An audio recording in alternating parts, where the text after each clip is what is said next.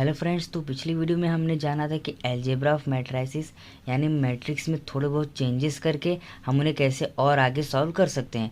तो उसमें मैंने 4 अलजेब्रा ऑफ मैट्रिसेस बताए थे। ओके, और मैंने कहा था कि मैं 5th वाला जो पार्ट है उसको मैं लेटरली लेके आऊँगा, क्योंकि वो कॉन्सेप्ट थोड़ा सा समझने में कॉम्प्लेक्स है। ज़्यादा बड़ा नहीं है लेकिन थोड़ा सा कॉम्प्लेक्स है। तो आज हम उसी के बारे में जानेंगे। सो चलिए वीडियो को स्टार्ट करते हैं। मैं हूँ आदर्श और आप देख रहे हैं mathematics and power. Let's get started. It's not a game, it's a rich thing.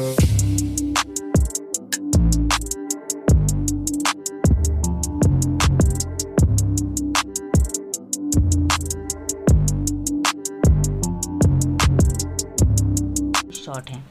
तो पहला जो केस आएगा हमारे सामने वो है सिमेट्रिक मैट्रिक्स। मतलब क्या होगा कि जब हम ट्रांसपोज करेंगे ना एलिमेंट्स का, तब भी वो मैट्रिक्स जैसा पहले था वैसा ही रहने वाला है।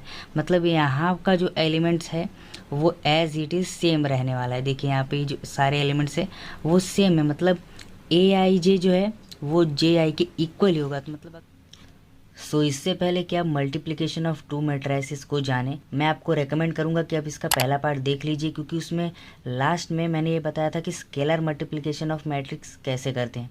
तो स्केलर मल्टीप्लिकेशन अगर आपको आ गया तो थोड़ा बहुत आपको इसमें नॉलेज मिल जाएगी। तो फिलहाल हम जानते हैं कि मल्टीप्लिकेशन ऑफ टू मैट्रिसेस हमें कैसे करना है। तो मल्टीप्लिकेशन ऑफ मतलब दो मैट्रिक्स को जब हम मल्टीप्लाई करते हैं तब हमें कितनी बातों का ध्यान रखना है। सो यहाँ पे हमें टोटल 2 ही बातों का ध्यान रखना है कि जब हम दो मैट्रिसेस को मल्टीप्लाई कर रहे हैं। तो रूल नंबर 1। सो सबसे पहला रूल क्या है कि हमें ये पता करना होगा कि दो मैट्रिक्स जो हैं उनका मल्टीप्लिकेशन पॉसिबल भी है या नहीं। क्योंकि जब तक मल्टीप्लिकेशन पॉसिबल ही नहीं है उसे मल्टीप्लाई करने का क्या फ़ायदा, क्योंकि जब हमारा आंसर ही नहीं आएगा तो उसे मल्टीप्लाई करने का क्या मतलब।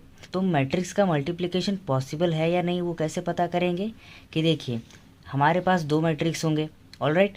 तो उसमें से number of column of first matrix मतलब पहली मैट्रिक्स में जितने कॉलम है उसका नंबर इक्वल होना चाहिए नंबर ऑफ रोज मतलब दूसरा जो मैट्रिक्स है उसके नंबर ऑफ रोज से।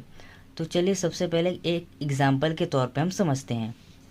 सो यहाँ पे देख सकते हैं इस मैट्रिक्स का ऑर्डर क्या है 2/3, क्योंकि यहाँ पे देखिए रो कितने हैं, यहाँ पे रो टोटल 2 हैं तो इसलिए 2 आ गया। और यहाँ पे कॉलम कितने हैं, तो यहाँ पे कॉलम है हमारे पास टोटल 3 तो इसलिए यहाँ पे 3 आ गया। वैसे यहाँ पे देखिए तो यहाँ पे रो 1 रो 2 और यहाँ पे टोटल 3 रोज़ हैं। ओके, तो यहाँ पे आ जाएगा 3। और यहाँ पे कितने कॉलम है, कॉलम 1 और कॉलम 2, तो यहाँ पे टोटल 2 कॉलम है तो यहाँ पे आएगा 2। तो यहाँ पे क्या बोला है, number of columns of first matrix, यानी कॉलम ऑफ फर्स्ट मैट्रिक्स क्या हो जाएगा हमारा, तो कॉलम हमारा हो जाएगा ये वाला दूसरा पार्ट। ओके, क्योंकि 1 2 3 कॉलम मतलब क्या कि ऐसे वर्टिकल जो होते हैं वो होते हैं हमारे कॉलम्स, और ऐसे जो हॉरिजॉन्टल यानी लेटे हुए जो होते हैं वो होते हैं हमारे रोज़। तो ये हमारे रोज़ हो गए। ओके, ये वाले हमारे रोज़ हो गए और ये वाले हमारे कॉलम्स हो गए। तो कॉलम कितने हैं, 1 2 3, 3 कॉलम इक्वल टू क्या है, number of rose of second matrix. तो दूसरा जो मैट्रिक्स है उसके कितने रो हैं, देखिए 1 2 और 3, तो इसलिए देखिए ये और ये क्या हो गया, ये हो गया मैच, इक्वल हो गया। तो मतलब मल्टीप्लिकेशन जो है हमारा पॉसिबल है, तो मतलब हम इससे मल्टीप्लाई कर सकते हैं। तो हमारा पहला क्राइटेरिया क्या होगा कि दोनों मैट्रिक्स का मल्टीप्लिकेशन पॉसिबल है या नहीं ये पता करना। तो ये हमने पता कर लिया है। ओके, अब दूसरा जो स्टेप है ना वो काफ़ी इजी है। तो चलिए अब दूसरे रूल को भी हम जानते हैं कि आगे हमें क्या करना है जब हमें पता चल जाएगा कि दोनों मैट्रिक्स का जो मल्टीप्लिकेशन है वो पॉसिबल है। सो देखिए मैट्रिसेस आपस में मल्टीप्लाई होंगे या नहीं ये तो हमने पता कर लिया। ओके, अगर होते हैं तो उसका जो सॉल्यूशन आएगा वो राइट है या नहीं वो हमें कैसे पता चलेगा, क्योंकि देखिए हमने सॉल्व तो कर लिया है लेकिन आंसर राइट है या नहीं एग्ज़ाम में हम ये कैसे पता करेंगे, तो वो भी हम जान लेते हैं।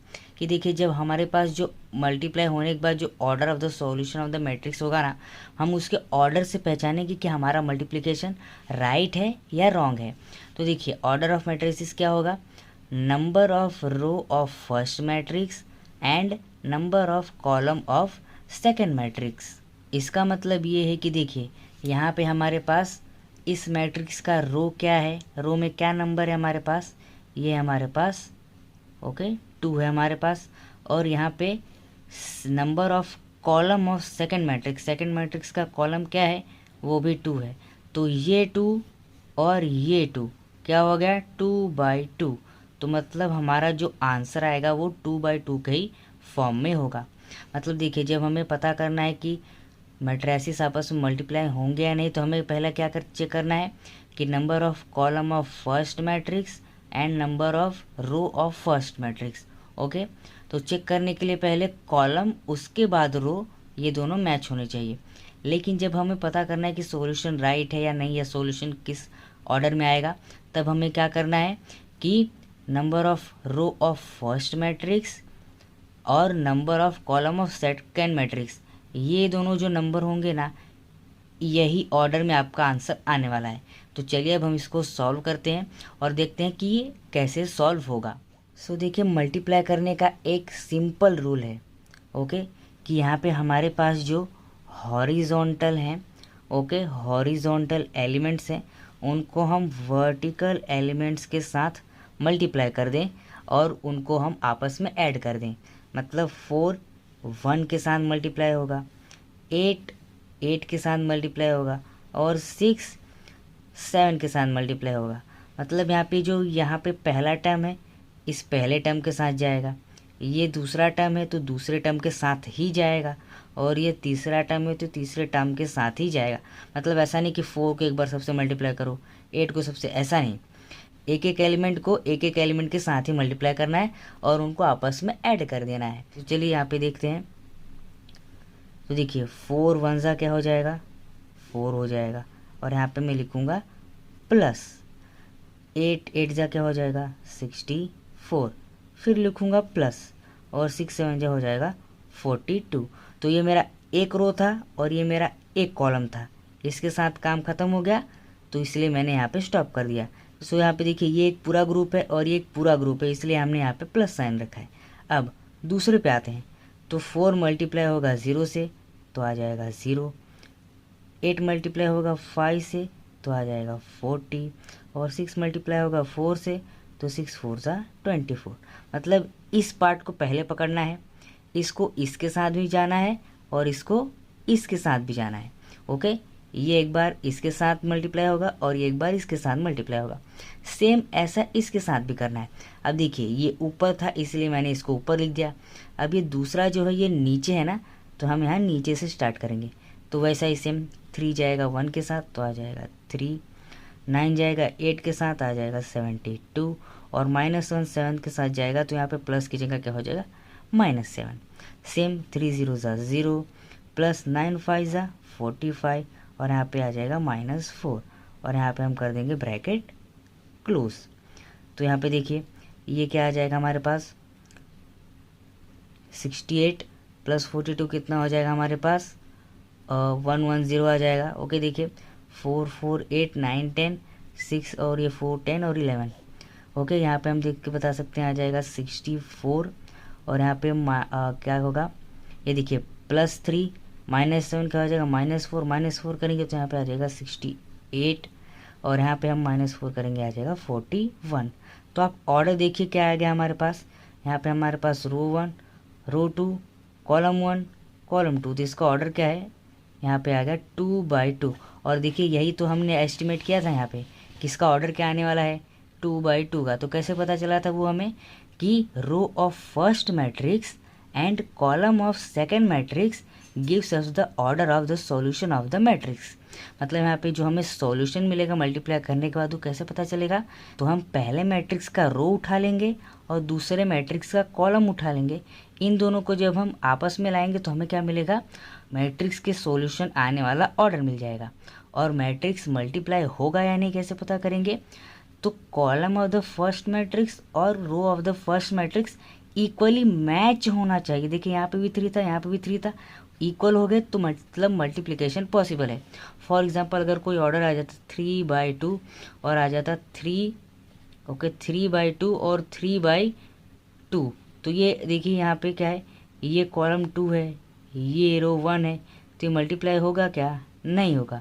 फिलहाल के लिए अगर 2/2 ले लिया जाए और 2/3 ले लिया जाए तो यहाँ पे ये दोनों मैट्रिक्स मल्टीप्लाई होंगे क्या? तो यस, ऑब्वियसली होंगे। तो ऐसे हमें मैट्रिक्स को पहचानना है।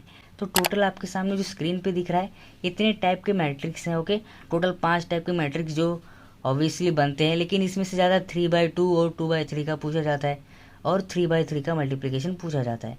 ओके, तो 3/3 का हो या 2/2 का हो, आपका पहला 2 काम क्या करेगा कि पहले पता करना है कि मल्टीप्लिकेशन पॉसिबल है या नहीं, और अगर पॉसिबल है तो उसका सॉल्यूशन कैसे आने वाला है। ये 2 स्टेप आपने कर लिया। उसके बाद क्या करना है, जो लेटे हैं उनको स्टैंडिंग के साथ एक बार मल्टीप्लाई करना है और बचे हुए के साथ मल्टीप्लाई करना है। फॉर एग्जांपल यहाँ पे एक और होता, ओके, 6, 9 और 4, तो मैं क्या करता, इसको इसके साथ भी मल्टीप्लाई कर देता, और यहाँ पे मेरा जो देखिए एक है, ओके, 2 है, तो यहाँ पे तीसरा टर्म भी आ जाता, क्योंकि यहाँ पे इसका ऑर्डर क्या बन जाता, ऑब्वियस सी बात है, यहाँ पे ऑर्डर हो जाता 3/3 का, तो यहाँ पे 2/3 का ऑर्डर बनता। देखिए 2/3, यहाँ पे 2 और 1, 2 और तीसरा जो ऑर्डर आता तो 2/3 का ऑर्डर बनता था। ओके, तो आई होप सो कि मल्टीप्लिकेशन ऑफ 2 मैट्रिक्स आपको समझ गया होगा। ओके, 2 स्टेप और उसके बाद सॉल्यूशन। और बाकी इन एलिमेंट्स के मल्टीप्लिकेशन को हमने ऐड क्यों किया, क्योंकि देखिए ये एक पूरा ग्रुप है, पूरे ग्रुप के साथ मल्टीप्लाई हो रहा है, तो कोई एक ही आंसर आएगा, तो इसलिए 4 1 ज़ा 4 + 1, 8 1 ज़ा 8 8 ज़ा 64 + 6 7 ज़ा 42। ओके, ये एक के साथ ही जाएगा। देखिए पहला एलिमेंट पहले एलिमेंट के साथ, बीच वाला एलिमेंट बीच वाले के साथ, और लास्ट वाला लास्ट वाले के साथ। ऐसा ऑर्डर हमेशा फॉलो होगा। Okay, so I hope so कि आपको ये वीडियो अच्छी लगी हो और पसंद भी आई हो। कॉन्सेप्ट अगर समझ गया हो तो अच्छी बात है। अगर आपको चैनल अच्छा लगता है तो चैनल को सब्सक्राइब कीजिए, नोटिफिकेशन बेल को प्रेस करने के बाद ऑल पे क्लिक जरूर कीजिएगा, ताकि नोटिफिकेशन आपको मेरी हर वीडियो की मिलती रहे, और ये फ्री ऑफ कॉस्ट है। सो अब तक जो हमने सीखा था वो था बेसिक्स। ओके, मैट्रिक्स का जो था बेसिक्स सीखा था। अब हम इसके कोर में जाएंगे और एक्चुअली में जो मैट्रिक्स हम यूज़ करने वाले हैं पूरे चैप्टर में, उसका पूरा कॉन्सेप्चुअल पार्ट आने वाला है।